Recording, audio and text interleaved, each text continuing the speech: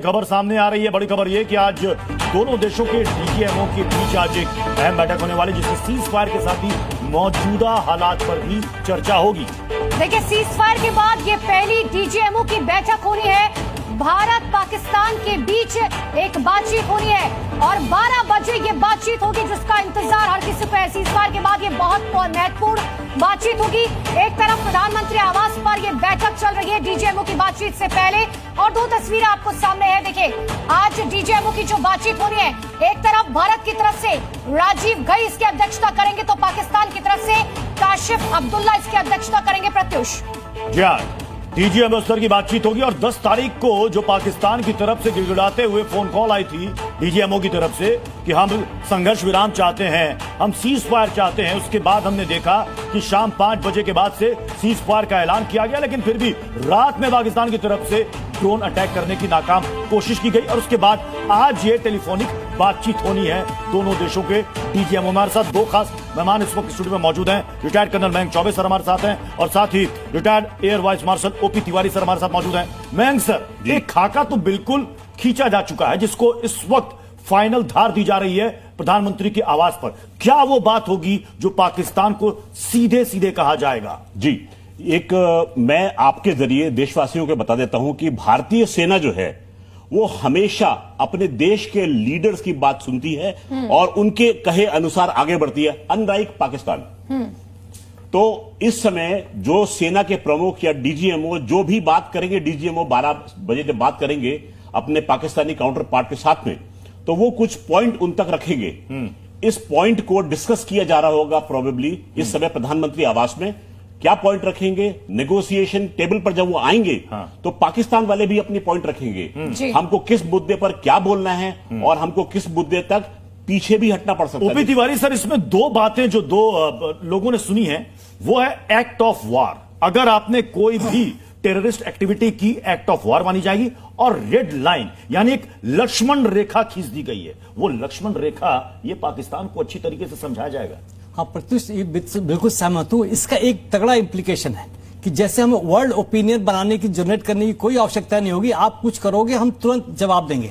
अब देखिए, एक इंडिकेशन, एक क्लियर कट इंस्ट्रक्शन दिया हुआ, फौज को एक ऑब्जेक्टिव दिया जाता है और उस ऑब्जेक्टिव को अचीव करने के लिए वेरियस ऑप्शन तैयार किए जाते हैं और उससे मोस्ट सुटेबल कौन है वो अप्लाई किया जाता है। इसका मतलब वेरी क्लियर है कि हम लोग सारे ऑब्जेक्टिव हम एनालाइज करते हैं और क्या है उसके लिए तैयार रहते हैं। तो भारतीय फौज अब 24 घंटे तैयार रहेगी, तैयार रहती थी, अभी थोड़ा और बढ़ेगी, बिकॉज हम हमेशा तैयार रहते थे कि हमें कौन सा टारगेट डिस्ट्रॉय करना है। ऑलवेज एक पॉलिटिकल विल और पॉलिटिकल डायरेक्शन की आवश्यकता होती है। ये बात जो है तीनों सेनाओं की तरफ से बड़ी क्लियर कर दी गई है कि भैया हमारी भारतीय सेना पूरी तरीके से तैयार है।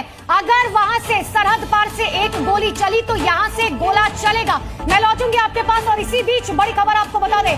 देखिए, भारत का रुख बिल्कुल साफ है। कश्मीर पर कोई बातचीत नहीं होगी, सिंधु जल संधि पर भी कोई बातचीत नहीं होगी। हालांकि ये बातचीत जो होती है वो कूटनीतिक स्तर पर, ये डिप्लोमेटिक बातचीत है। हालांकि इस डीजीएमओ की बैठक में शायद इन मुद्दों पर बातचीत नहीं होगी। यहां पर सीमा पर जो गोलीबारी पाकिस्तान की तरफ से की जाती है या फिर वहां से जो घुसपैठियों को घुसाने की कोशिश की जाती है, उस पर कड़ा जवाब दिया जाएगा। और देखिए, हम आपको ग्राफिक्स के जरिए भी समझाने की कोशिश करें। भारत ने अपना रुख क्लियर कर दिया है प्रत्युष कि कश्मीर पर कोई बातचीत नहीं होगी। कल आपको डोनाल्ड ट्रंप का वो ट्वीट याद होगा जिसमें उन्होंने कश्मीर का जिक्र किया था, लेकिन भारत का रुख साफ है। मैं मयंक सर को और ओपी तिवारी सर आपको यहां पर बुलाना चाहूंगा। ये दो बहुत इंपॉर्टेंट बात है। पहले तो हमने सिंधु जल संधि रद्द कर दिया। पाकिस्तान इस समय प्यासा है, पानी की जरूरत है। कश्मीर कोई इशू नहीं है, हम ये चाहते हैं पीओके पर बात हो। देखिए, कश्मीर का जब पानी की बात कर रहा हूं, पानी का इशू। देखिए, पानी से किसको फर्क पड़ेगा? वहां की आवाम को, वहां के मुनीर को नहीं पड़ेगा।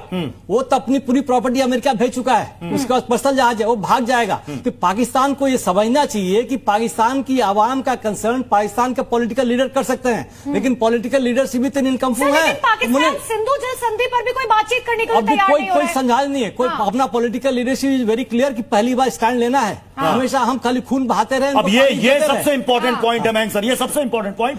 की बात होगी तो हमारे पीओके पे बात होगी। हम हमारा कहते हैं, जिस पर आपने अवैध अतिक्रमण कर रखा है। आतंकियों को सौंपने पर बात होगी, हमने सूची कई बार सौंपी है। आतंकी हमलों के गुनहगारों पर बात होगी, सौंपो, वो हमारे गुनहगार हैं। प्रत्युष, मुझे याद आता है 2 दिन पहले आपने कहा था पीओके पर बात होगी और पीओके का पी और ओ हटेगा, ये आपके शब्द थे। मुझे याद पड़ता है आपने कहा था बात होगी तो केवल कश्मीर की बात होगी, क्योंकि पीओके का पीओ हट जाएगा। हट जाएगा। आतंकियों को सौंपने पर आतंकियों के साथ में पाकिस्तान की सेना का गठजोड़ मेरे पास ये तो सर एक्सपोज हो चुका है। हमने एक बार नहीं 100 बार वो तस्वीर दिखाई है। जी। और इस बीच एक बड़ी खबर आ रही है, आज फिर तीनों सेनाओं की ब्रीफिंग होने वाली है और ये जो ब्रीफिंग है ये दोपहर 2:30 बजे होगी, यानी कि 12 बजे ये बातचीत होगी डीजीएमओ स्तर की। और उस बातचीत के बाद क्या उसमें बात हुई है, क्या वार्ता हुई है डीजीएमओ स्तर की, उसके बारे में ब्रीफ किया जाएगा ठीक दोपहर 2:30 बजे। बॉर्डर के हालात पर देखिए जानकारी दी जाएगी। दोपहर 2:30 बजे प्रेस कॉन्फ्रेंस होगी मयंक चौबे जी। लेकिन मैं आपसे बात समझना चाह रही हूँ कि कल, ठीक है, मैं लौटूंगी। बीजेपी एक प्रेस कॉन्फ्रेंस कर रही है, जल्दी से आपको ले चलते हैं उस पीसी में। आतंकवादियों द्वारा, वह आतंकवादी जो पाकिस्तान से आए थे, वह आतंकवादी जो पाकिस्तान द्वारा प्रशिक्षित किए गए थे, आतंकवादियों द्वारा प्रशिक्षित किए गए थे, उनमें 25 भारतीय थे और 1 नेपाली नागरिक था। प्रधानमंत्री श्री नरेंद्र मोदी उस समय विदेश दौरे में थे, सऊदी अरब में थे। प्रधानमंत्री नरेंद्र मोदी तुरंत भारत लौट के आते हैं और उन्होंने जनता की बात को सुना। जनता ने उस समय एक मांग रखी कि आतंकवाद के ऊपर हमला हो, हमें बदला लेना है पहलगाम के इस आतंकवादी हमले का।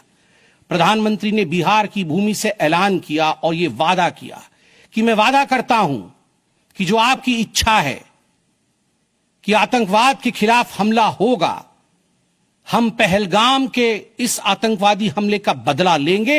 We will avenge the death of 26 people. प्रधानमंत्री ने कहा यह जो बदला होगा यह आतंकवादियों के कल्पना से बाहर का बदला होगा, और जो बदला हुआ वो आतंकवादियों के कल्पना के बाहर का बदला था। प्रधानमंत्री जी ने कहा कि हम घुस के मारेंगे और मिट्टी में मिलाएंगे आतंकवादी के ठिकानों को, और आतंकवादियों के ठिकानों को प्रधानमंत्री नरेंद्र मोदी जी के निर्णय ने और हमारे सेना के अदम्य साहस ने मिट्टी में मिलाने का काम किया। यह वादा प्रधानमंत्री नरेंद्र मोदी जी का था। 22 तारीख से 7 मई तक लगभग ये 14 दिन आप सभी ने देखा पूरे भारतवर्ष में एक प्रकार से एक माहौल टेंशन का था, प्रेशर का था कि तुरंत निर्णय किया जाए, तुरंत एक्शन में आया जाए। बहुत सूझबूझ के साथ, सोच समझ करके, स्ट्रैटेजी के साथ। पाकिस्तान भी जानता था कि हमला होगा, एयर स्ट्राइक पहले हो चुका था, किस प्रकार सर्जिकल स्ट्राइक पहले हो चुकी थी। पाकिस्तान पूरी तरह जानता था कि इस बार भी छोड़ा नहीं जाएगा, मगर उसके बावजूद पाकिस्तान इतना दिमाग लगाने के पश्चात वह डेट नहीं जान पाया जिस दिन यह हमला होना। अगर भारत का पाकिस्तान को साफ साफ और कड़ा संदेश है कि गोली बरसाओगे तो भारत गोला चलाएगा। हर आतंकी हमले की कीमत आपको चुकानी पड़ेगी और बड़ी कीमत चुकानी होगी। ये साफ, loud and clear message Pakistan को दिया जा चुका है। बड़ा क्लियर मैसेज देखिए भारतीय सेना की तरफ से दिया गया है, गोली बरसाओगे तो भारत गोला चलाएगा। मयंक चौबे जी, जिस बात का मैं जिक्र कर रही थी कि कल प्रेस कॉन्फ्रेंस के दौरान तीनों सेनाओं की तरफ से बड़ा क्लियर मैसेज दिया गया है कि अगर आपने गोली चलाई तो हम गोला बरसाएंगे। वहां पर बहुत वाजे कर दिया गया था कि हम ईंट का जवाब। ये 5 बड़े संदेश है सर, ये 5 बड़े संदेश जो हमने भारत को दिए हैं वो भी हम आपको समझा रहे हैं। हम आपको मारेंगे और आपके सीने में मारेंगे। तुम्हारी आदत है पीठ में मारने की और हम कहकर मारते हैं और सीने में मारते हैं। सीमा पार आतंकवाद जारी नहीं रह सकता, ये भी एक कड़ा संदेश दिया गया है। कोई भी आतंकी हमला जंग के बराबर होगा, यानी उसे एक्ट ऑफ वॉर माना जाएगा। कश्मीर पर कभी कोई बात नहीं होगी।